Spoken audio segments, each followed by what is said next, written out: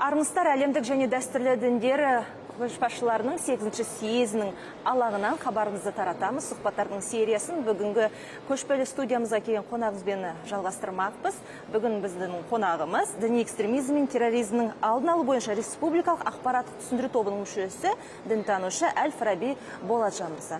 Әл-Фараби мырза, арамызға қош келіпсіз. Қош көрдік. Кешелі бері үлкен салиқалы мәселелер, келелі мәселелер қозғалып жатыр. Кешегі пленарлық отырыста айтылған қай ой сіздің көңіліңізден шықты? Содан бастайықшы әңгімемізді. Жалпы айтқанда, енді жалпылама түсінікті, бүкіл діни көшбасшылар бейбітшілік туралы айтты, және өзара татулық туралы айтты.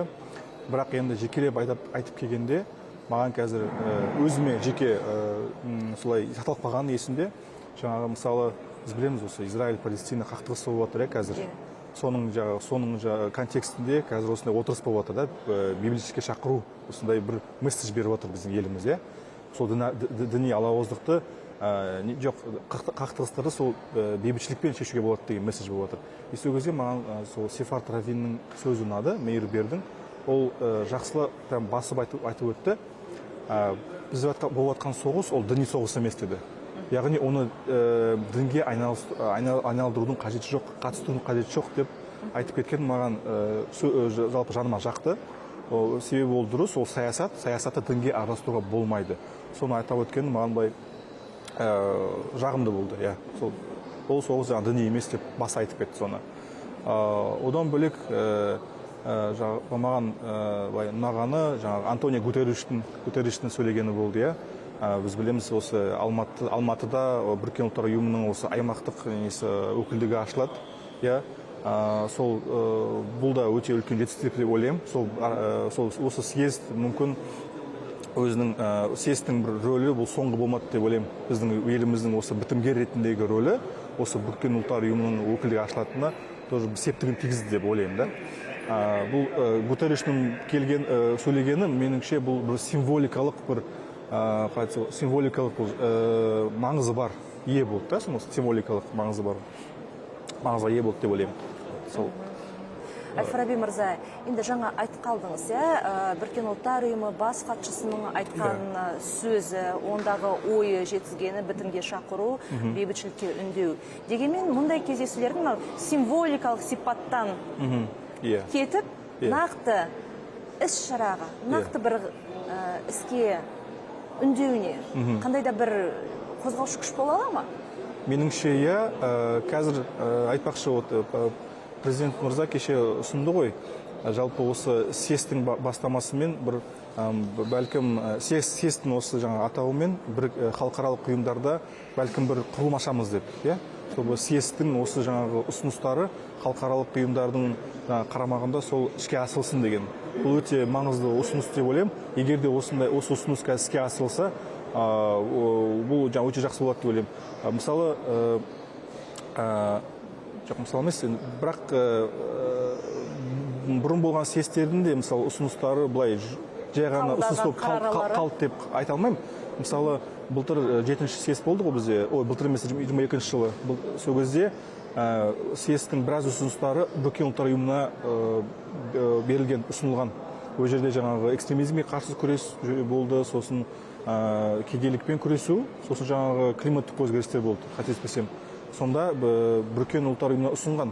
Демек, Қазақстан осы айтып жатқан нәрсенің бәрін тек қана жайына қалдырмай, оны былай іске асыруға да тырысып жатыр. Бірақ енді оны іске асырмайтыны бұл енді халықаралық ұйымдарға байланысты, себебі әзірше съездің қандай да бір заңнамалық тетіктері жоқ та, оның әсер ете алатындай, бір ықпал ете алатындай. Бірақ бұның өзі, меніңше, бұлай жинастырудың өзі бір үлкен мәнге ие. Қазіргі жағдайда осылай жинау әркімнің қолынан келе бермейді. Осындай бірегей платформа ғой бұл. Кешелі бері сұхбат алып жүрген спикерлеріңіздің де ойы бір жерден шығады, жаңағы сіздің ойыңызбен де үндес. Яғни бастама көтеру бір, оны іске айналдыру екінші дүние. Сондықтан бұл жерде халықаралық заң тұрғысынан іске асыру үшін расымен институционалдық сипатқа келтіргеніңіз жөн болар деген. Түсінікті. Енді бүгін бізде жас дін көшбасшыларының форумы басталып жатыр. Алғаш рет былтыр қолға алынған еді, биыл екінші рет ұйымдастырылып жатыр. Биылғы форумнан біз не күтеміз? Қазір мысалы пленарлық сессияларда бізде көп біраз тақырыптама берілген, бұл жаңағы цифрландыру мәселесі, экстремизмге қарсы күрес, сосын жаңағы климаттық өзгерістерге қарсы, сосын жасанды интеллект қозғалады. Менің ойымша қазіргі таңда экстремизмге келсек, біз түсінуіміз керек, қалай экстремистермен, экстремистік идеологиямен цифрлық дәуірде қарсы күресе аламыз деген. Соны түсінуіміз керек. Себебі қазіргі мысалы экстремистік ұйымдар, олар жасанды интеллектті пайдаланып, соны пайдаланады. Мәселен, жаңағы өздерінің жаңағы қайтыс болған көсемдерін ИИ арқылы жандандырады да, қайтадан бір үндеу жасайды. Сосын мысалы, олар әлеуметтік желі арқылы жақсы таргет жүргізеді, жарнама жүргізеді өзінің идеологиясының. Соған қалай төтеп бере аламыз? Ол да мысалы қиын, анонимдік нәрсе. Жаңағы соның бәріне біз осы пленарлық сессияларда ойлаймын, біз бір шешім табуымыз керек деп, кем дегенде бір ұсыныс беруіміз керек, бұған қалай қарсы жұмыс істей аламыз. Одан бөлек мысалы тағы да қоса кетейін, мысалы жасанды интеллектке қазір көбісі жаңағы діни ақпарат көз ретінде жүгінеді. Мысалы бір дін мәселесі бойынша сол жасанды интеллектіне сұрайды. Бұл да дұрыс емес, себебі жасанды интеллект кейде қателеседі. Кейде мысалы сын сияқты айтып отырып, оны өтірік айта салады да, кейде ол галлюцинация деген нәрсе бар. Жарайды, ол жаңағы бір ұсақ мәселе болсын діни. Бірақ кейбір үлкен мәселеде қателесе, енді ол жаман салдарға келуі мүмкін. Мысалы, сені сүйінуші адам ойлайды, ол шын, ол киелі кітапта болса жазылған деп ойлайды, соны іске асырса, білмеймін, мысалы жаңағы қай жерге бұрып жүруі мүмкін екен. Сол кезде бұл қауіпті сипатқа ие болады. Соған да жауап беру керек. Жасанды интеллектпен қалай жұмыс істеу керек? Жасанды интеллект бәлкім бір этикаға сай болу керек оның жауаптары, қандай да бір соның бәріне бұл күрделі мәселе, соған жауап беру керек деп ойлаймын. Жақсы. Енді дін танушы ретінде бүгінгі талай панельдік сессияға қатысып, ой түйесі деген ойдамын. Өзіңіз бұл шарада не күтесіз өзіңіз үшін?